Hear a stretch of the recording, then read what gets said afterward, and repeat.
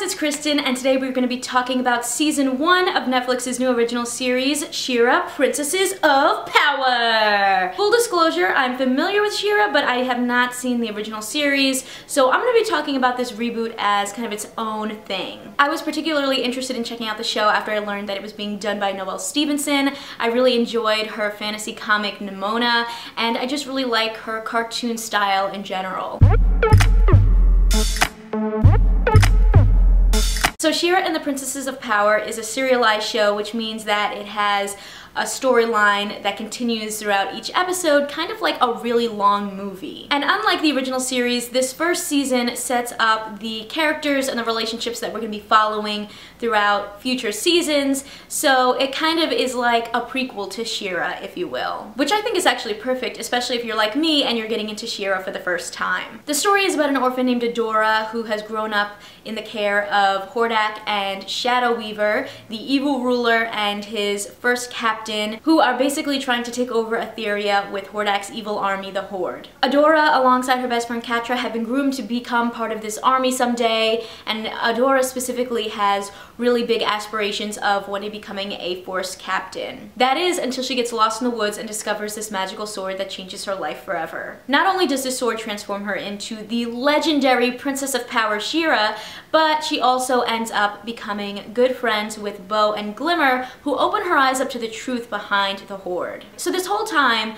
Hordak has kind of kept the Horde army in the dark about what they're actually doing, and Adora thinks that she's on the side of the good guys. But through her new friends, she ends up learning that the Horde is evil. They're trying to take over the planet, they're destroying the planet, and hurting everyone on it. I will admit, I think Adora switched sides really quickly, and I think she became best friends with Glimmer and Bow a little too quickly, and I wish that we had gotten to learn a little bit more about what her life had been like before when she was part of the Horde. The fact that she was able to switch sides so quickly shows that, you know, she is trying to really do the right thing, and other than Catra, she didn't have a real loving family in the Horde that would entice her to want to stay. I also thought it was interesting to see that just simple things that we take for granted, like ants and parties and just knowing the history of the world that they live in, was something that Adora had no knowledge of. I think her not knowing those simple things shows how manipulative the Horde really was. Like, there's no parties? What?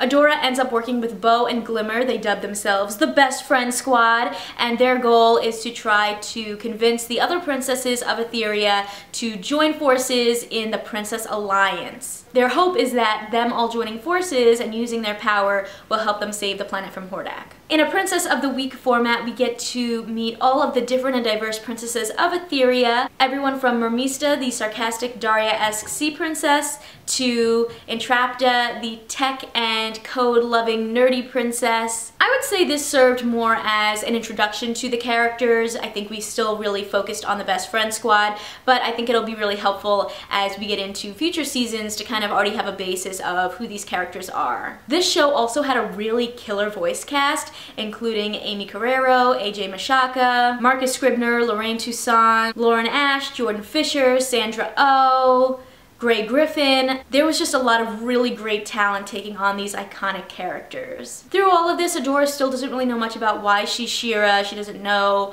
where the power comes from or how to wield it. She ends up going on a journey of self-discovery and learns that her purpose is to unite and lead the Princess Alliance so that they can stop the Horde and bring balance back to Etheria. I also think that there were a lot of really great messages and themes throughout the show related to friendship, power, ambition, good versus evil. Starting off with one of the strongest and most compelling storylines was the story of Adora and Catra's relationship. Growing up together under the care of Shadow Weaver, Adora and Katra have been best friends since they were really little, and when Adora becomes She-Ra, she kind of leaves Katra behind. Even though Adora asks Katra to join her, she just doesn't see her side. She feels betrayed, she feels hurt, she feels, you know, left behind by this person that has been the one constant in her life. But as the story goes on, we kind of see Katra realize that because Adora was always the favorite, she was always pushed to the side. She never got an opportunity to really flourish. With Adora out of the way, Katra is finally able to shine, especially in the eyes of Hordak. We also get to see this really interesting dynamic between Katra and Shadow Weaver.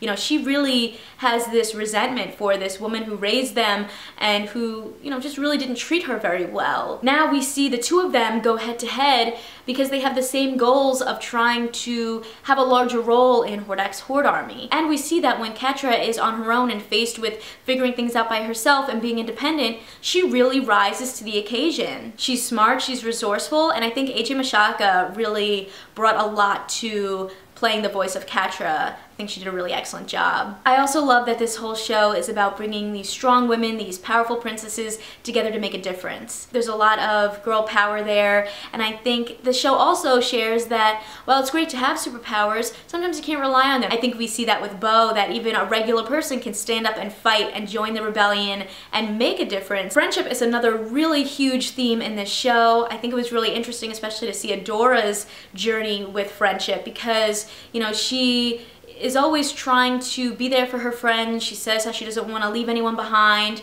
but at the same time we see her leave Katra and Entrapta behind, and in doing that it ends up causing this chaos and destruction that you wouldn't even expect. I think this show really dives into how friendships and losing friendships can really hurt people and affect people. Because of this, Katra and Entrapta end up working together and nearly destroy Etheria. In fact, I don't even know if the other princesses know that Entrapta is still alive and was the one behind all of that destruction. If they were to find her, would she even want to go back to them since they left her behind? It was really interesting to see her storyline because in the original series, Entrapta was a villainous technician and Katra's sidekick, and I feel like in this story we kind of got to see where that came from. There were some things about the show, you know, story-wise, design-wise, that did remind me of other animated series like Steven Universe, Adventure Time, Pokemon, even Sailor Moon, especially when we get to see Adora transform into She-Ra. But I don't think there's anything wrong with that. You know, it felt familiar and nostalgic, but also new and modern. I loved the design of the characters, how they had their own different shapes and sizes, and it felt very body positive and inclusive. I also enjoyed the theme song for the show, Warriors, sung by a young YouTube musician named Aaliyah Rose. It was such a fun song that, like, there was times where I didn't even want to skip the intro because I was just like jamming. Overall, I really enjoyed She-Ra and the Princesses of Power. The two things that I didn't really love were Seahawk. I just thought he was kind of annoying, and the way that they portrayed princesses Natasha and Spinnerella. I just feel like they weren't really in the show, they didn't really get any respect, and when they were mentioned, they were just kind of the joke. They did come through and help out a lot in the end, but in general, they weren't really seen much in the series. You know, they're portrayed as being in a relationship, and I think that's really cool, and I would just love to see them get more screen time and make more of an impact in future seasons. I'm also curious if maybe down the line we'll end up getting any He-Man storylines, because in the original She-Ra, she is his twin sister. But I thought as a newbie to the She-Ra universe that this show did a really great job of bringing all the elements together to create a really successful prequel. I'm really excited to learn more about the different characters and see the different adventures they go on, and just to see some of those like more deeper moments and how they tackle those relationships. I would love to know what you guys thought about She-Ra and the Princesses of Power. Who were your favorite characters? I would have to say I was really into Bo and Glimmer. Bo was really funny, he was very goofy. I loved that he kind of was like an emotional guy and, you know, didn't fall into that toxic masculinity kind of stereotype. He also was really into bringing back crop tops for guys, even during formal occasions like Princess Prom, so I thought he was really funny. And I really liked Glimmer as well. I liked that she had like a normal body type and that she is so passionate about adventure and saving people and trying to be a good warrior. Make sure to give this video a thumbs up if you liked it and click that subscribe button because I come out with new videos every week. See ya!